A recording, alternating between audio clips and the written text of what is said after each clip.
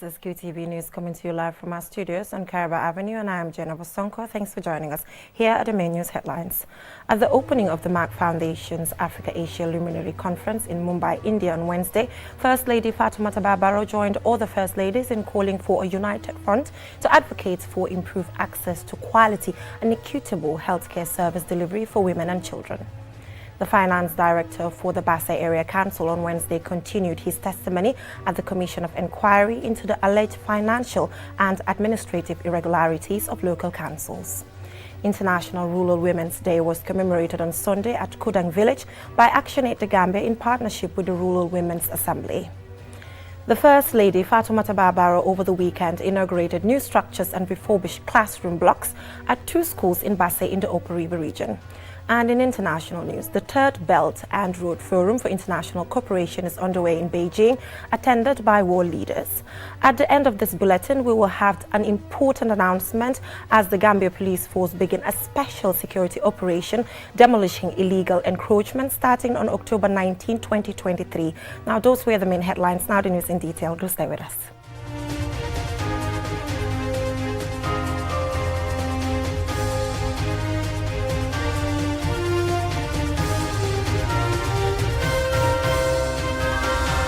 Thank you so much for joining us. If you're just tuning in, you're watching QTV News, and I am Jenna Bosonko.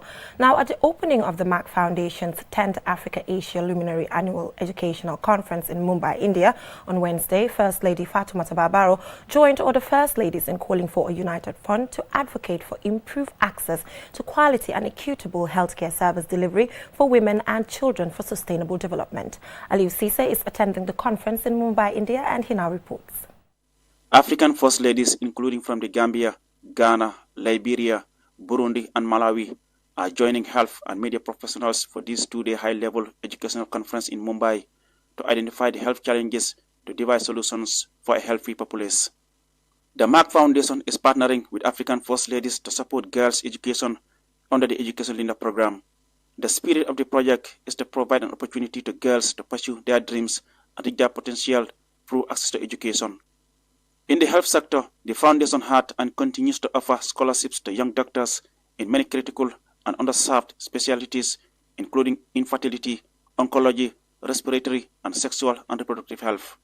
First Ladies Fatoumata Babaro of the Gambia, Maria de Fatima Villanova of Sao Tome, Monica Chakwera of Malawi, Clara Mariwe of Liberia, and Rebecca Akufo-Addo of Ghana, among others, all Mark Foundation's Modern and Mother ambassadors, hailed the partnership with Mark Foundation to provide an army of well-trained, skilled, and specialized doctors to transform the health landscape in their respective countries.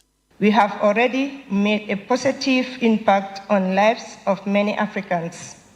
However, our work is far from done. We call for further collaborations and support from like-minded organizations and individuals to continue benefiting those in Africa. This partnership has helped us develop a more extensive health intervention initiative.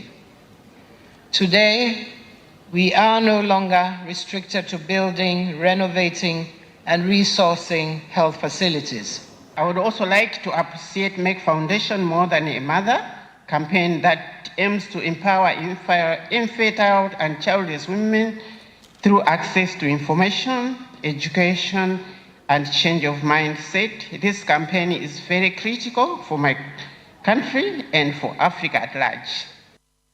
Senator Dr. Rasa Klech, Chief Executive Officer of the Mark Foundation and Chairperson of Mark Foundation Africa-Asia Luminary, and Professor Dr. Frank Stangenberg Haverkamp, Chairman of Mark Foundation Board of Trustees, are inspired by the impact of the foundation on the healthcare and education of young girls. They promise that the foundation will continue to seek partnerships as they look back with delight on the successes registered. It's important that we talk about oncology, but also it's very important to talk about More Than a Mother. And More Than a Mother campaign was very important for us, and all the First Ladies here are ambassadors for More Than a Mother to break the stigma on fertility. It is very important to highlight that many of Mark Foundation's alumni have become or are becoming the very first specialists, especially in the fields of oncology and fertility care in their countries. just to mention some countries like Liberia, Niger, Chad, the Gambia, or Burundi.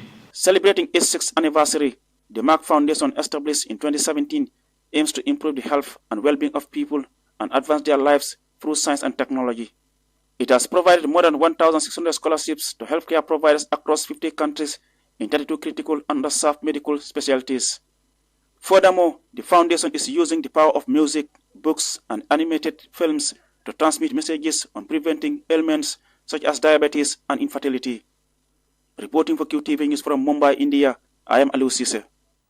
Aliu Sise there reporting from India. Now, at the Commission of Inquiry into alleged financial and administrative irregularities of local council, the finance director for the Bassa Area Council continued his testimony on Wednesday regarding alleged mismanagement of public funds at the Bassa Area Council. Loli M. Camara has more. Among other matters, the Commission is looking into the increment of salaries and allowances of staff and elected officials, the loans acquired for and on behalf of a local government council, audit reports between May 2018 to January 2023. In this latest installment of his testimony, Lamin Suso was answering questions regarding system audit reports for the Bassa Area Council. These monies were demanded from Lamin money, and you took this money, knowing fully well it should be banked. Is that true? Yes. Was that wrong? Yes. Now, when you demanded this money, what did you use the money for? I can recall the money was used for the payment of MDMA vehicles. Was that correct? How you took the money and spent the money, was that correct? The approach is wrong. The approach is wrong? Yes. It's entirely wrong? Yes. And as the finance director, you knew that was definitely, that should not have happened? Yes. Commissioner Gomez further went on to ask the witness why he followed revenue collectors to the field. This was Mr. Suso's response. I disagree to some of the points. Okay. Saying that I do go into the field without the knowledge of the CEO. Yes. And also, as Director of Finance, yes, I'm the Chief Collector of the Council. If you can recall, during the testimony of P.S. Buwasana, he said it very clear that the Director of Finance is the Chief Revenue Collector.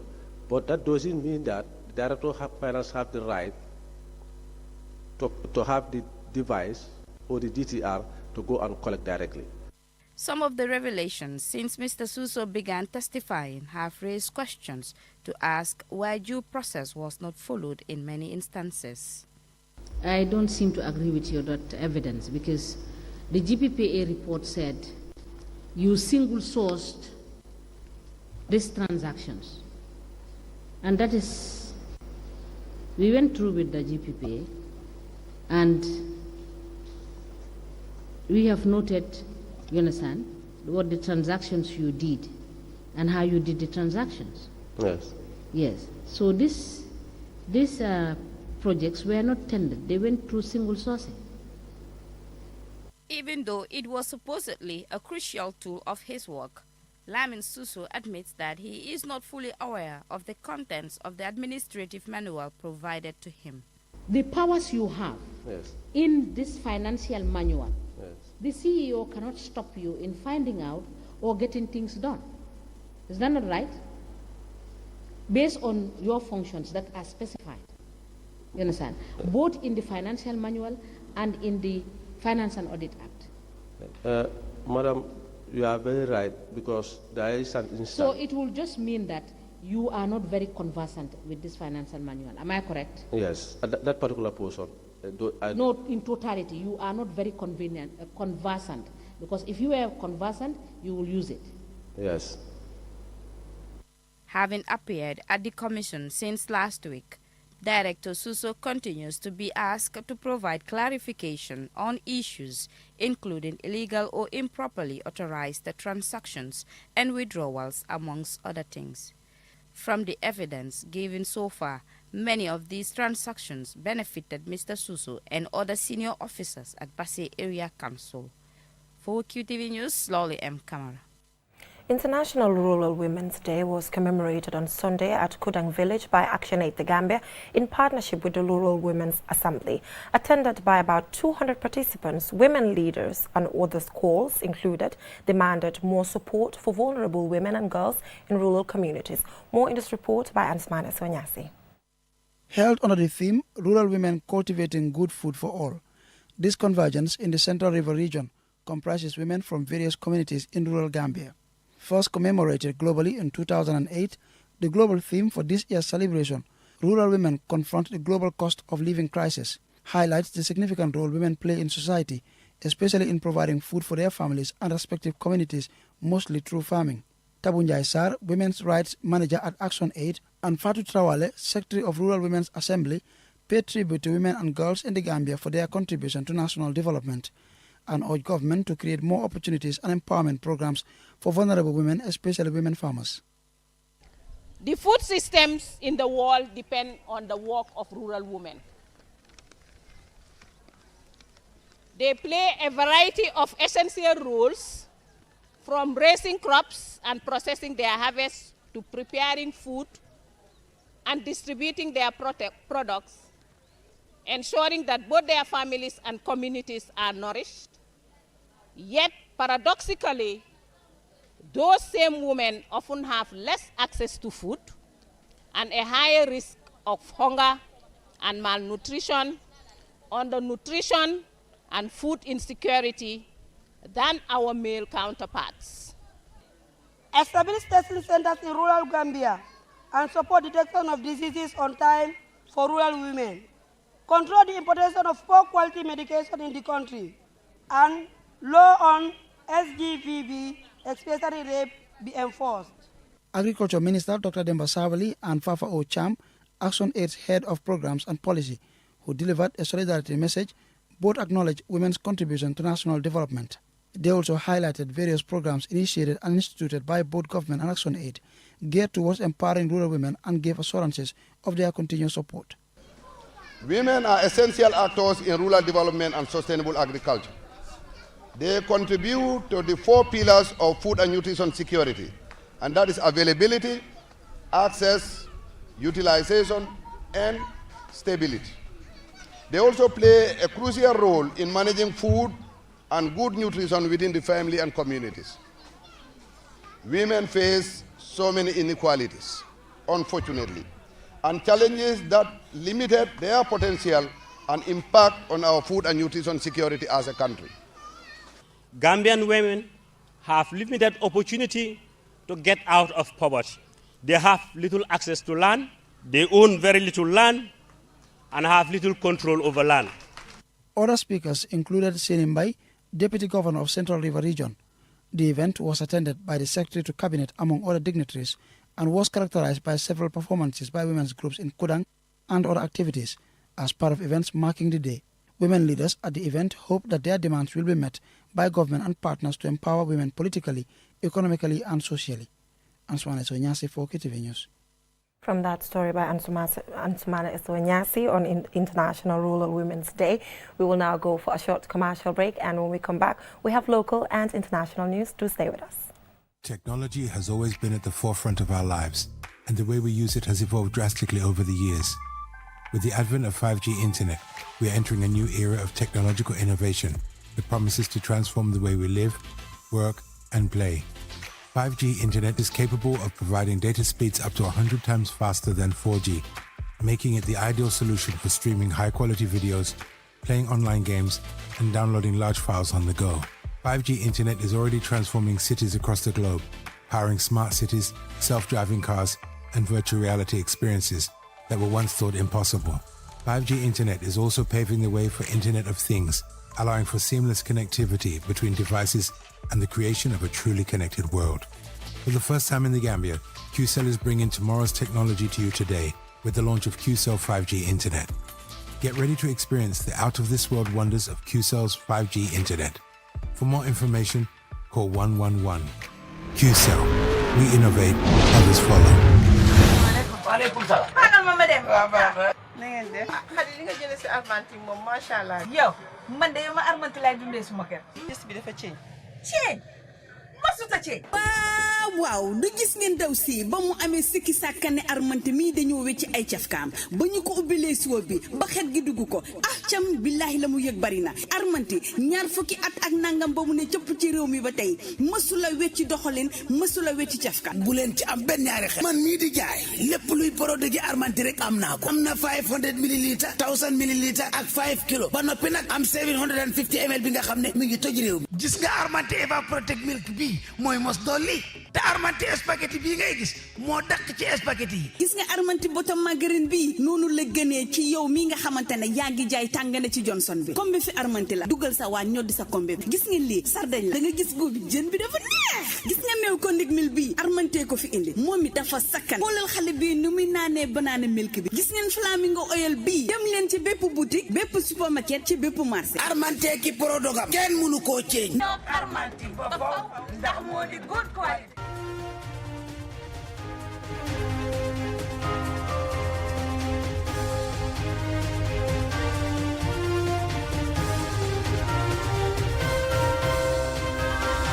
Welcome back from that short commercial break. If you're just tuning in, you're watching QTV News, and I am Jenna Bosonko.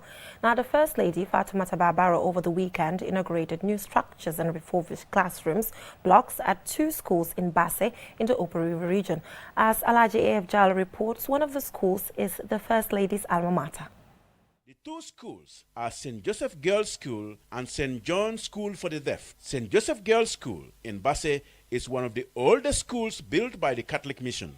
The school has been grappling with challenges which affected enrollment, performance, and retention of students. The projects were funded by MRC Holland Foundation and followed a visit during which the First Lady promised to help the 2 schools. Reverend Sister Donicia Gomez, the principal of St. Joseph's School, expressed delight and appreciation for the intervention by the First Lady. Education is very important and a strong driver for meaningful development.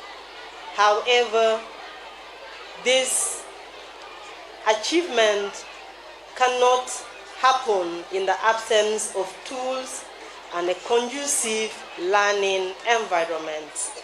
The governor of URR, Sambaba, said MRC Holland Foundation is complementing government's effort in the education sector by providing an enabling environment for teaching and learning. The government of the Gambia, through His Excellency President Adama Barrow, championed education. And that is why MRC Holland, through Madam Henrietta Sonko, is complementing government effort. And therefore, we thank His Excellency, we thank Madam Henrietta Sonko and the Ministry of Basic and Secondary Education, because today we are in URR. Dr. Henrietta Sonko, the coordinator of MRC Holland Foundation, admonished both students and parents to be steadfast in acquiring quality education. Altol Menube grade 7. Anning Altol Menube St. John's grade 7. You in grade 7 at St. Joseph's Girls' School and you in grade 7 at St. John's School for the Deaf. Do not underestimate education. You can achieve anything in life. For parents, also, do not underestimate education. The children in this school can achieve greatness in life. I am very happy to be contributing to the development of our children and also be part of their success stories.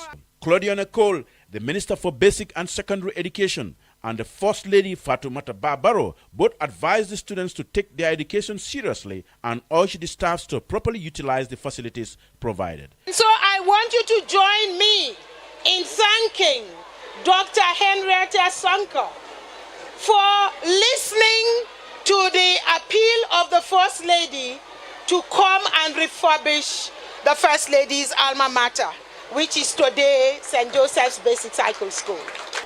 My schools to be the best schools in the country, so it can emulate more people to go into more to stay in education, so that we will produce presidents, ministers, first ladies, anything that you think of.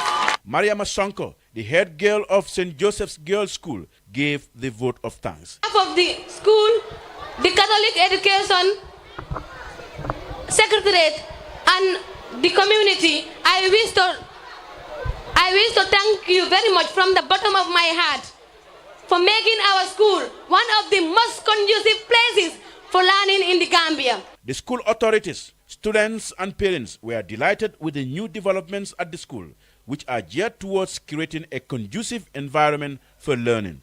Reporting for QTV News, I am Alaji F. Jalo. Beautiful. Let's take a look at news beyond our borders.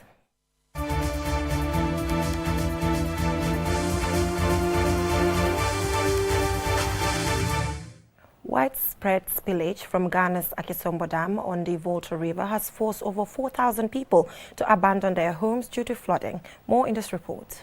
This crisis has been triggered by the overflowing of the Akosombo Dam, resulting in the devastating destruction of homes and farmlands along the banks of the River Volta. The River Volta Authority initiated controlled spillage of the Akosombo and Kipong dams on 15 September. Due to a consistent rise in water levels upstream, particularly caused by the heavy rainfall. Authorities also issued warnings urging residents to relocate to higher grounds. The deluge has led to the destruction of essential services, leaving some areas without access to water and electricity. The Ghanaian government, in an official statement on Friday, confirmed that thousands of people in at least 9 districts have been displaced as the direct consequences of the flooding, local media reported. Also, the Global Disaster and Coordination System, an organization affiliated with the United Nations, has recorded 7 injuries related to the disaster. The Akosombo Dam was completed in 1965 as part of the Volta River project. Its construction was jointly financed by the Government of Ghana, the World Bank, and the United States and the United Kingdom. Its primary purpose was to provide electricity for the U.S. aluminium industry and was called the largest single investment in the economic development plans of Ghana. Flooding in Ghana is usually caused by a combination of 2 factors. The first is socio-political, unplanned urbanization, inadequate drainage systems, and waste management, and poor physical planning. However, this latest disaster is not being attributed to any of those factors. Reporting for QTV News, I am Jenna Bosonko. Also in international news, the TAT Belt and Road Forum for International Cooperation is underway in Beijing. World leaders have gathered at the Great Hall of the People for the opening ceremony. China's President Xi Jinping delivered a keynote speech saying China will work with all parties involved to usher Belt and Road cooperation into a new stage of high-quality development to achieve modernization for all countries. CGTN's Yao Yumfe report on some of the highlights from the morning's opening ceremony. It's Beijing's moment as the Chinese capital welcomes world leaders, charting the course for the common good. Chinese President Xi Jinping shared his vision of cooperation between countries under the Belt and Road framework. We have learned that humankind is a community with a shared future. China can only do well when the world is doing well. When China does well, the world will get even better. Through Belt and Road cooperation, China is opening its door even wider to the world. An additional 80 billion yuan will be injected into the Silk Road Fund. Together, they will support BRI projects on the basis of market and business operation. The Belt and Road Initiative has not just focused on infrastructure and trade. Cooperation has expanded to new industries such as healthcare, low-carbon energy, the digital economy, and innovation. The meeting hall is flanked by the flags of participating countries. Through the Belt and Road Initiative, China's friend circle has become larger, and the initiative has brought a new path for the world to realize modernization.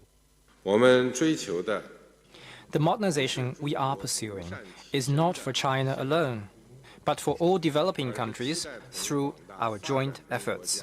Global modernization should be pursued to enhance peaceful development and mutually beneficial cooperation and bring prosperity to all. The Chinese president first announced the initiative during official visits to Kazakhstan and Indonesia in 2013. A decade of endeavor has left tangible outcomes. China has signed over 230 cooperation documents with more than 150 countries and 30 international organizations. Without infrastructure, including infrastructure, there can be no development. And without development support, many developing countries will be starved of the infrastructure they desperately need. Infrastructure is the foundation of everyday life for people and economies. There is no exaggeration in saying that the BRI has injected new vitality into the ancient Silk Road. So the BRI, put forth by China, is a mega cooperation project in the 21st century. In the next 3 years, we plan to build 1,300 kilometres of railway, and we'll open the third cross-border railway along our border with China and establish new land ports. The chair's statement from this year's summit captures the consensus among participants and lays out the future direction of cooperation. A list of multilateral cooperation deliverables and a list of practical projects have also been released. The Belt and Road Initiative has brought far-reaching global impact in the past 10 years. This gathering has carried on the foundation, taking the friendship to the next level for the common development and prosperity. Zhao Yunfei, CGTN, Beijing. Thank you, Joe, for that brilliant update. Just a reminder that the Gambia Police Force will begin their special security operation on illegal encroachment on October 19, 2023. That is all we have time for till we come your way at 10 p.m. Thanks for watching, and do not forget to tune in at 9 p.m. on a special episode of Youth Dialogue.